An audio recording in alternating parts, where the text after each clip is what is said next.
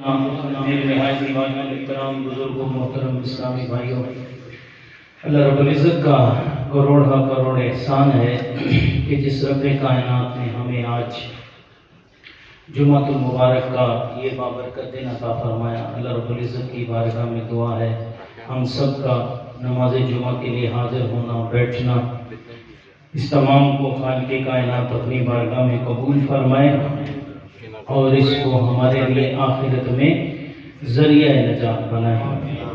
امیر المؤمنین حضرت سیدنا علی المرتضی شیر خدا کرم اللہ تعالی وجہہ الکریم سے روایت ہے، آپ فرماتے ہیں کہ اللہ کریم نے جنت میں ایک درخت پیدا فرمایا ہے جس کا پھل سیب سے بڑا اور انار سے چھوٹا ہے اور مکھن سے نرم ہے۔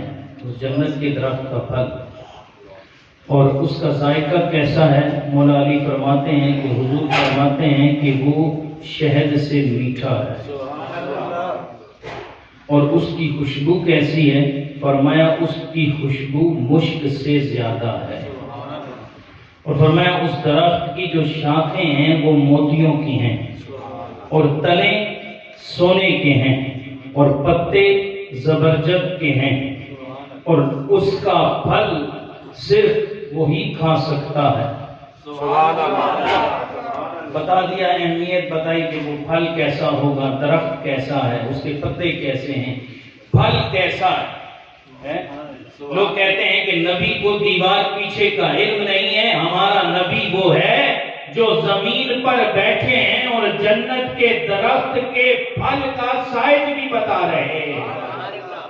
یہ نہیں بتایا کہ وہ پھل ایسا ہے، سائز بھی بتا دیا کہ وہ اس کا کتنا سائز ہے کہ سیب سے بڑا اور انار سے چھوٹا ہے، اور ذائقہ بھی بتا رہے ہیں۔ قربان جائیں نظر مصطفیٰ پہ۔ مولا علی فرماتے ہیں، حضور فرماتے ہیں جنت کا یہ درخت اور اس کا یہ جو پھل ہے اس درخت کا وہ کون کھائے گا؟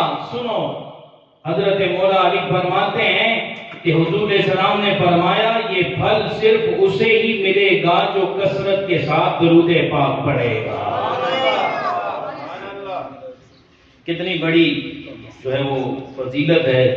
اب ہم کتنا درود پاک پڑھتے ہیں، اب یہ ہم پہ ہے کہ چند سیگے درود پاک کے پڑھ لیں یا کروڑوں لاکھوں درود پاک پڑھیں۔ اور یہ بات میں اکثر کیا کرتا ہوں کہ ہمارے درود پاک پڑھنے سے ہم یہ نہ سمجھیں کہ معاذ اللہ حضور ہم درود پاک پڑھیں گے تو فائدہ ہوگا، نہیں، وہ بارگاہ تو وہ ہے کہ وہاں پہ 70,000 صبح ہیں، 70,000 شام، وہ ڈیوٹی لگی ہوئی ہے، فرشتے پڑھے جا رہے ہیں، وہ شاہکان رسول جاتے ہیں اپنے مقدر کا پڑھ کے آ جاتے ہیں۔ اب یہ ہم میں ہے کہ ہم کتنا درود پاک پڑھتے ہیں اور اپنے نامہ اعمال کو سنوارتے ہیں۔ تو جتنا گڑ ڈالیں گے، جتنا شہد ڈالیں گے اتنا میٹھا ہو جائے گا، اور پھر جنت کا یہ پھل اسے نصیب ہوگا جو حضور علیہ السلام کی بارگاہ میں کثرت کے ساتھ درود پاک پڑھے گا۔ اللہ تعالی ہمیں نبی کریم صلی اللہ تعالی علیہ وسلم پر کثرت کے ساتھ درود پاک پڑھنے کی ہمیں اللہ توفیق عطا فرمائے۔ آج کا جو میرے بیان کا موضوع ہے وہ بڑا ہی خوبصورت موضوع ہے اور بڑا دلچسپ موضوع ہے۔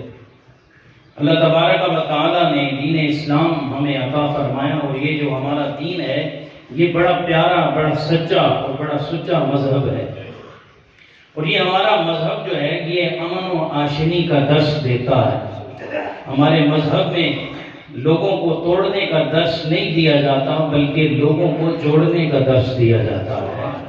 ہمارا مذہب اسلام ہے اور یہ دیگر مذاہب پہ غالب ہے، اور جو صحیح معنوں میں اسلام اپنا لیتا ہے اسے دنیاوی بھی فوائد حاصل ہوتے ہیں، دینی فوائد بھی حاصل ہوتے ہیں، اس کی اخلاقیات بھی اچھے ہو جاتے ہیں، ظاہری فوائد بھی اسے ملتے ہیں، باطنی فوائد بھی ملتے ہیں، گھریلو فوائد بھی ملتے ہیں، خاندانی فوائد بھی ملتے ہیں، معاشرتی فوائد بھی اسے حاصل ہوتے ہیں، حتیٰ کہ جو صحیح معنوں میں اسلام میں ڈھل جاتا ہے اللہ تبارک و تعالی اس کو حسن اخلاق کی عظیم نعمت عطا فرماتا ہے۔ اب جسے حسن اخلاق مل جاتا ہے، اور ملتا کس کو ہے؟ جس میں یہ جو علامت میں بیان کرنے جا رہا ہوں یہ پائی جائے وہی بندہ خوش اخلاق کہلاتا ہے۔ اور وہ علامت کیا ہے کہ اپنے مسلمان بھائیوں کی دلجوئی کرنا، اپنے مسلمان بھائیوں کا دل خوش کرنا، اپنے مسلمان بھائیوں کے ساتھ ہمدردی کرنا، ان کے ساتھ اچھے انداز میں پیش آنا۔ جب یہ ساری چیزیں مل جاتی ہیں اللہ تبارک و تعالیٰ اسے حسن اخلاقی نعمت عطا فرماتا ہے۔ کتابوں میں ایک واقعہ ملتا ہے کہ ایک فقیر غریب مسکین اپنے اہل و عیال کے لیے افطاری کا انتظام کرنے کے لیے بازار میں جاتا ہے۔ گھر میں کچھ کھانے کو ہے نہیں تو اپنے گھر والوں کے لیے افطاری کی خوراک اکٹھی کرنے کے لیے بازار میں جاتا ہے کہ شاید کوئی اللہ والا مل جائے اس کی مدد کر دے، لیکن کافی دیر بازار کے چکر لگانے کے باوجود اسے کوئی ملتا نہیں، تو یہاں تک کہ وہ فقیر صرافہ بازار میں چلا جاتا ہے، گولڈ کے بازار میں چلا جاتا ہے جہاں پہ سونا بکتا ہے۔ وہاں پہ وہ جاتا ہے اور وہ جا کے ایک تاجر کی دکان پہ دیکھتا ہے کہ اس نے حسین چمڑا زمین پہ بچھایا ہوا ہے اور اس چمڑے پہ وہ سونے کی اشرفیوں کو الٹا رہا ہے۔ اب یہ فقیر یہ سائل اس کی دکان پہ جا کے سوال کرتا ہے کہ میرے بچے بھوکے ہیں، انہوں نے روزہ رکھا ہوا ہے، کھانے کے لیے افطاری کا سامان گھر میں موجود نہیں ہے، یہ جو سامنے اشرفیوں کا ڈھیر لگا ہوا ہے اس میں سے ایک اشرفی مجھے دے دے، میں اپنے بچوں کے لیے افطاری کا سامان لے کے جاؤں گا۔ جب سائل نے سوال کیا تو دکاندار نے اپنا منہ پھیر لیا، اس نے اسے کچھ نہ دیا۔ اب سائل کی آنکھوں پہ آنسو آ گئے، لیکن وہ اپنے آنسوؤں کو اپنی آستین سے صاف کرتا ہوا دکان سے نکل جاتا ہے۔ اب جیسے ہی دکان سے نکلتا ہے تو اس دکاندار کا جو پڑوسی ہے وہ غیر مسلم ہے، مسلمان نہیں ہے۔ اب دیکھیے جب بندہ دل جوئی کرتا ہے کسی کی تو رب کیسے نوازتا ہے۔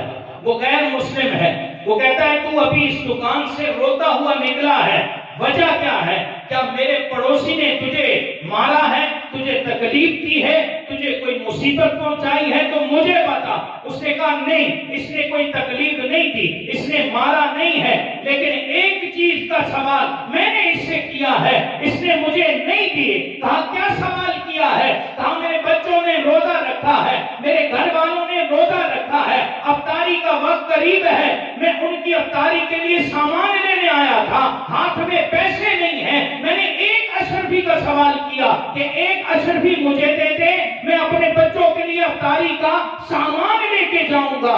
تو اب غیر مسلم دکاندار کہنے لگا پریشان مت ہو، اس نے تجھے کچھ نہیں دیا، یہ لے، یہ 10 درہم میں تجھے اپنی طرف سے دیتا ہوں، یہ 10 درہم میں تجھے اپنی طرف سے دیتا ہوں۔ وہ خوشی خوشی لیے گھر چلا جاتا ہے، اپنے بچوں کو افطاری کرواتا ہے۔ رات کا وقت ہے، وہ جو دکاندار مسلمان ہے سوتا ہے، ابھی اس کی سر کی آنکھیں بند ہوتی ہیں تو کیا منظر دیکھتا ہے؟ قیامت قائم ہے اور جنت کے محلات دکھائے جا رہے ہیں، اسے ایک موتیوں کا محل نظر آتا ہے، اور جو موتیوں کے محل کے اندر بندہ موجود ہے یہ اس سے سوال کرتا ہے کہ میں بڑا پیاسا ہوں، مجھے پیاس لگی ہے، ایک گلاس پانی کا مجھے دے دو، میں پیاسا ہوں۔ اور یاد رکھیے میدان محشر 50,000 سالہ ایک دن ہے، سورج بھی قریب ہے، زمین تانبے کی ہے، مصیبت کا وقت ہے، اور یہ منظر قائم ہے، وہ خواب میں دیکھ رہا ہے اور اسے موتیوں کا محل نظر آتا ہے۔ وہ کہتا ہے مجھے ایک گلاس پانی کا دے دو، تھوڑا سا پانی دے دو، میں بڑا پیاسا ہوں، بڑی تکلیف میں ہوں، مجھے ایک گلاس پانی کا چاہیے۔ لیکن اس خیمے سے، اس موتیوں کے محل سے آواز آتی ہے کہ اگر، بڑی پیاری بات فرمایا گیا کہ تو اگر اس فقیر کا دل نہ دکھاتا، یہ خیمہ جو تھا، یہ موتیوں کا محل جو ہے، یہ گنبد نما محل جو ہے، اس پہ تیرا نام درج تھا، اگر تو اس فقیر کو دے دیتا تو تیرا نام لکھا رہتا، اب تو نے اس کو دیا نہیں ہے، تیرا نام مٹا کے تیرے پڑوسی کا نام لکھ دیا گیا۔ بڑا پریشان ہوا، صبح ہوتا ہے، آنکھ کھلتی ہے، فوراً اپنے اس دوست کے پاس جو اس کا پڑوسی ہے، غیر مسلم ہے، اس کے پاس جاتا ہے اور جا کے کہتا ہے کہ یار میرا تیرے پر ایک قرض ہے، وہ میں اتارنا چاہتا ہوں، میں نے تجھ سے کچھ قرض لیا ہے، میں وہ اتارنا چاہتا ہوں۔ کہا کون سا قرض؟ مجھے تو کوئی یاد نہیں۔ کہا کل تو نے ایک مسلمان فقیر کی مدد کرتے ہوئے 10 درہم دیے تھے، میں تجھے 10 کے بدلے 100 دیتا ہوں، وہ جنت کا محل تو مجھے عطا کر دے۔ اس نے کہا وہ محل جو تو نے خواب میں دیکھا ہے وہ میں کبھی تجھے نہیں دے سکتا۔ کہا تجھے کیسے پتا کہ میں نے خواب میں کوئی محل دیکھا ہے؟ کہا جس رب نے رات کو خواب میں تجھے محل دکھایا ہے، اسی رب کائنات نے مجھے بھی وہ ٹھکانہ دکھایا۔ اور فرمایا میں گواہی دیتا ہوں اللہ کے سوا کوئی معبود نہیں، اور محمد صلی اللہ علیہ وسلم اللہ کے آخری رسول ہے۔ سبحان اللہ۔ دل جوئی کے فضائل دیکھو، غیر مسلم تھا، تھوڑی سی مدد کرتا ہے، اللہ تبارک و تعالی دین اسلام بھی عطا فرماتا ہے اور جنت کا گھر بھی عطا فرما دیتا ہے۔ نہ صرف گھر عطا فرمایا بلکہ اس کو اس کا ٹھکانہ بھی دکھا دیا کہ تو نے ایک غریب کی مدد کی ہے، جنت میں اللہ تبارک و تعالی نے تیرے لیے یہ ٹھکانہ رکھا ہوا ہے۔ یاد رکھیے دلجوئی کرنے کی بڑی فضیلت ہے۔ دلجوئی کرنا، دلداری کرنا، غمخواری کرنا، غم گساری کرنا، یہ تمام ایسے الفاظ ہیں جن کا ایک ہی معنی بنتا ہے، اور سب کا مطلب یہ ہے، ان تمام الفاظ کا مطلب یہ بنتا ہے کہ دوسروں سے ہمدردی کرنا، انہیں خوشی پہنچانا، ان کے دل میں خوشی داخل کرنا۔ الحمدللہ یہ دین اسلام ہمیں یہ چیز سکھاتا ہے کہ جیسے ہم جو چیز اپنے لیے پسند کریں، ہمارا مذہب ہمیں یہ سکھاتا ہے کہ وہی چیز ہم اپنے مسلمان بھائیوں کے لیے بھی پسند کریں، وہی چیز دوسروں کے لیے بھی پسند کریں۔ فرمایا گیا کہ اللہ تبارک و تعالی کے نزدیک فرائض کی ادائیگی کے بعد سب سے افضل عمل جو ہے وہ مسلمان کے دل میں خوشی داخل کرنا ہے۔ کتنی بڑی فضیلت ہے۔ مزید فرمایا گیا کہ بے شک مغفرت کو واجب کر دینے والی چیزوں میں سے ایک چیز یہ ہے، وہ کیا ہے کہ تیرا اپنے مسلمان بھائی کا دل خوش کرنا ہے۔ آج ہم دیکھیں کہ ہم اپنے مسلمانوں کا دل خوش کرتے ہیں کہ ان کا دل توڑتے ہیں۔ آج کہیں ایسا تو نہیں کہ ہماری وجہ سے ہمارے مسلمان بھائی پریشان ہیں، ہم ان کو ایذائیں دیتے ہیں، ہم ان کو تکلیف دیتے ہیں، ہماری وجہ سے ہمارا پڑوسی پریشان ہے، ہماری وجہ سے ہمارا پڑوسی دکاندار پریشان ہے۔ کہیں ایسا تو نہیں کہ ہم اس ثواب سے محروم رہ جائیں۔ نبی کریم صلی اللہ تعالی علیہ وسلم کا فرمان عالی شان ہے، اور فرمایا گیا کہ جس نے کسی مسلمان کو خوش کیا، بڑی پیاری فضیلت ہے، فرمایا جس نے کسی مسلمان کو خوش کیا ایسا ہے کہ اس نے اپنے رب کائنات کو راضی کر لیا۔ مزید فرمایا گیا کہ جو شخص کسی مسلمان کا دل خوش کرتا ہے تو اللہ پاک اس خوشی سے ایک فرشتہ پیدا فرماتا ہے جو اللہ تبارک و تعالی کی عبادت اور اس کی وحدانیت بیان کرتا رہتا ہے، اور جب وہ آدمی مر جاتا ہے، اپنی قبر میں پہنچ جاتا ہے، تو وہ فرشتہ اس کے پاس آ کر کہتا ہے کیا تو مجھے جانتا ہے میں کون ہوں؟ تو مرنے والا آدمی کہتا ہے میں تجھے نہیں جانتا، تو کون ہے؟ تو وہ کہتا ہے میں وہ خوشی ہوں جو تو نے فلاں بندے کے دل میں داخل کی ہے، میں وہ خوشی ہوں جو تو نے فلاں بندے کے دل میں داخل کی ہے۔ اور پھر مزید وہ خوشی وہ فرشتہ کہتا ہے، وہ فرشتہ اس سے کہتا ہے کہ آج جیسے تو نے فلاں وقت میں فلاں بندے کا دل بہلایا تھا، فلاں وقت میں فلاں بندے کے دل میں خوشی پہنچا کے اس کا دل بہلایا تھا، آج اس قبر کی تاریکی میں، اس تنہائی میں اللہ تبارک و تعالی نے میری ڈیوٹی لگائی ہے، میں تیرا دل بہلانے آیا ہوا ہوں۔ کتنی بڑی فضیلت ہے جو کسی مسلمان بھائی کے دل میں خوشی داخل کرتا ہے۔ اور پھر فرمایا کہ میں یہاں تیرے لیے موجود ہوں اور میں تیری تجھ پر حجت قائم کروں گا، اور منکر نکیر کے جواب میں تجھے آسانی کے ساتھ تیرے لیے میں آسانی کا معاملہ کرواؤں گا۔ اور فرمایا ایسا نہیں کہ میں یہاں پہ 2-4 دن کے لیے آیا ہوں، ایسا نہیں کہ 2-3 دن کی میری ڈیوٹی لگی ہے، نہیں، بلکہ اللہ تبارک و تعالی نے قیامت تک میری یہاں پہ ڈیوٹی لگائی ہوئی ہے۔ مسلمان کا دل خوش کرنا کتنی بڑی عبادت ہے۔ اور پھر فرمایا کہ ایسا نہیں کہ بھئی قیامت کا دن آئے گا تو میں تجھے چھوڑ دوں گا، نہیں، وہ فرشتہ کیا کہتا ہے فرمایا کہ میں تیرے لیے تیرے ساتھ رہوں گا اور رب کریم کی بارگاہ میں تیری شفاعت کروں گا. جب قیامت آئے گی تو میں قیامت تک یہاں رہوں گا، اور جب قیامت آئے گی میں رب کی بارگاہ میں تیرے لیے شفاعت کروں گا. اور پھر فرمایا کہ میں جنت میں تجھے تیرا ٹھکانہ بھی دکھاؤں گا. کتنی بڑی فضیلت ہے کسی مسلمان کے دل میں ذرا سی خوشی داخل کر دینا. ہمیں اس چیز پہ غور کرنا ہے کہ ہم مسلمانوں کا دل خوش کرتے ہیں یا ان کا دل آزاریوں کا باعث بنتے ہیں. حضرت سیدنا بشر حافی رحمت اللہ تعالی علیہ آپ فرماتے ہیں کہ کسی مسلمان کا دل خوش کرنا 100 نفل حج کرنے سے زیادہ بہتر ہے. کسی مسلمان کے دل میں خوشی پہنچانا 100 نفل حج کرنے سے زیادہ بہتر ہے. حضرت خواجہ نظام الدین اولیاء رحمت اللہ تعالی علیہ فرماتے ہیں قیامت کے بازار میں کسی سودے کی اتنی قیمت نہیں ہوگی جتنی دل کا خیال رکھنے اور دل خوش کرنے والوں کی ہوگی. کتنے پیارے فضائل ہیں. مزید ایک بزرگ فرماتے ہیں کہ جو شخص کسی کی دلجوئی کرتے ہوئے فوت ہو جاتا ہے وہ عام موت نہیں مرتا، اللہ تبارک و تعالی اس کو شہادت کی موت عطا فرماتا ہے. ہمارے بزرگان دین آپ بھی لوگوں کی دلجوئی کیا کرتے تھے اور ان کا انداز کتنا نرالا ہوا کرتا تھا. حضرت سیدنا فاروق اعظم رضی اللہ تعالیٰ عنہ کے بارے میں آتا ہے کہ آپ ایک رات گشت لگا رہے ہیں، مدینے کی گلیوں کا گشت کر رہے ہیں. گشت کرتے ہوئے آپ شہر سے تھوڑا باہر نکلتے ہیں تو ایک خیمہ دیکھتے ہیں، وہاں پہ ایک مصیبت زدہ بندہ بیٹھا ہوا ہے. آپ اس سے پوچھتے ہیں کہ کہاں کا ارادہ ہے میاں، کہاں آئے ہو، کس غرض سے آئے ہو؟ تو کہنے لگا کہ میں امیر المومنین سے ملنے آیا ہوں. اب اسے یہ نہیں پتا کہ وقت کا امیر المومنین اس کے سامنے کھڑا ہے. کہا میں امیر المومنین سے ملنے آیا ہوں. اب خیمے کے اندر سے کسی عورت کی تکلیف کی آوازیں آ رہی تھی. کہا یہ عورت کون ہے، یہ ماجرا کون ہے؟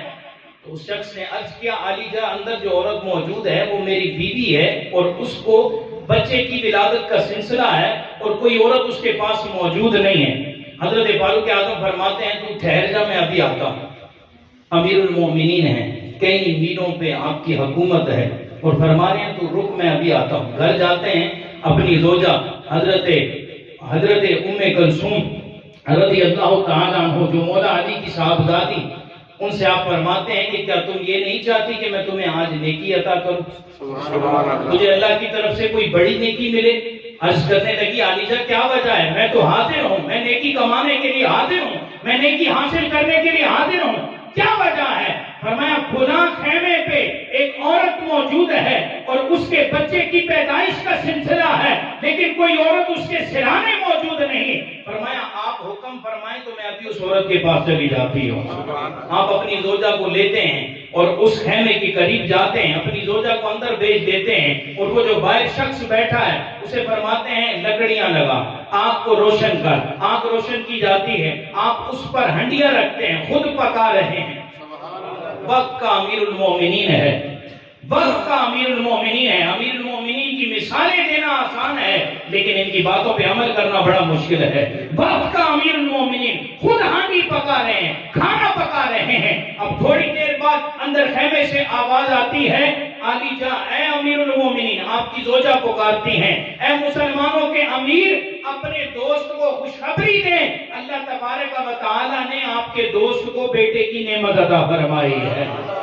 اب وہ شخص جو امیر المومنین کو ملنے کی غرض سے آیا تھا، جب اس کے کانوں میں یہ الفاظ پہنچتے ہیں اے امیر المومنین، تو وہ پریشان ہو جاتا ہے کہ جو شخص میری خدمت کر رہا ہے یہی تو مسلمانوں کا امیر ہے، یہی تو امیر المومنین ہے. تو وہ تھوڑا پیچھے ہٹ کے بیٹھتا ہے، ہچکچاہٹ محسوس کرتا ہے، دور ہو کے بیٹھتا ہے. آپ فرماتے ہیں نانا میرے بھائی ایسے نہ بیٹھ، ویسے ہی بیٹھ جیسے تو مجھے پہلے نہیں جانتا تھا. پریشان مت ہو، تو نے امیر المومنین سن لیا. اس کا مطلب یہ نہیں کہ اب میں بڑا ہو گیا میں تجھے دھتکاروں گا، تجھے دور کروں گا. نہیں نہیں، میرے قریب ہو کے بیٹھ. اور فرمایا جب صبح کا وقت ہوگا تو میرے پاس آ جانا، تیری جو بھی حاجات ہوں گی میں پوری کروں گا. اب یہ شخص صبح کو آپ کی بارگاہ میں حاضر ہوتا ہے.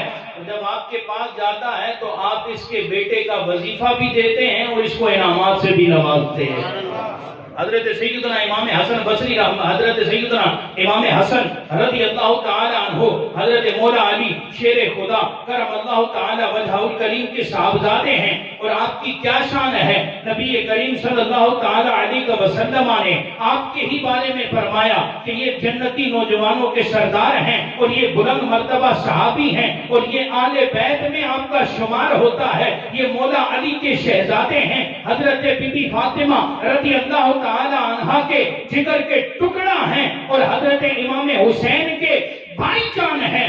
آپ کے بارے میں آتا ہے کہ آپ ایک مرتبہ کہیں سے گزر رہے ہیں، اور آپ کا گزر چند فقراء پہ ہوتا ہے، اور وہ زمین پر بیٹھے ہیں، اور زمین پہ بیٹھ کے روٹی کے سوکھے ہوئے ٹکڑے کھا رہے ہیں۔ وہ دیکھتے ہیں کہ نواسہ رسول کریم سے گزر رہے ہیں۔ وہ سارے فقراء عرض کرتے ہیں علی جا ذرا ہمارے پاس بھی تشریف لائیے نا، سبحان اللہ، ہمارے ساتھ بھی تھوڑا وقت گزاریے نا، ہمیں بھی اپنی صحبت عطا فرمائیے نا۔ آپ نے یہ نہیں کہا کہ بھائی میں تو مولا علی کی اولاد ہوں، میں تو فاطمہ کا بیٹا ہوں، میں تو نبی کا نواسہ ہوں، میں تو جنتی نوجوانوں کا سردار ہوں، نانا جیسے ہی فقراء نے کہا علی جان ہماری دعوت کو قبول فرمائیے، آپ نے فرمایا رب بڑائی کرنے والے کو پسند نہیں کرتا، رب اسی کو پسند کرتا ہے جو عاجزی کرتا ہے۔ آپ ان فقراء کی مجلس میں بیٹھ جاتے ہیں، کھانا کھاتے ہیں، اب کس لیے بیٹھے؟ ان کا دل خوش کرنے کے لیے بیٹھے۔ اب جب وہاں سے فارغ ہوتے ہیں، روٹی کے سوکھے ٹکڑے آپ بھی کھا رہے ہیں، فقراء بھی کھا رہے ہیں، اور فرمایا تمہاری دعوت کو میں نے قبول کیا ہے، اب میں بھی تمہیں ایک دعوت دینا چاہتا ہوں، تم بھی میری دعوت کو قبول کرو۔ علی جان ہم حاضر ہیں، جو آپ فرمائیں گے ہمیں قبول ہے۔ فرمایا کل تم نے میرے گھر میں آنا ہے، سبحان اللہ، آج تم نے میری دعوت کی ہے، کل میں تمہاری دعوت کروں گا۔ ہم قربان نہ جائیں ان لوگوں کے مقدر پہ کہ جن کی دعوت نواسہ رسول کر رہے ہیں۔ میں کل تمہاری دعوت میں کروں گا، میرے گھر آنا۔ اب یہ فقراء جب کل آپ کے گھر جاتے ہیں، آپ ان کی دلجوئی کے لیے انہیں انعام بھی عطا فرماتے ہیں، عمدہ کھانا بھی کھلاتے ہیں۔ ہمیں بھی چاہیے کہ ہم بھی مسلمانوں کی دلجوئی کریں۔ آمین بجاہ نبی امین صلی اللہ علیہ وسلم۔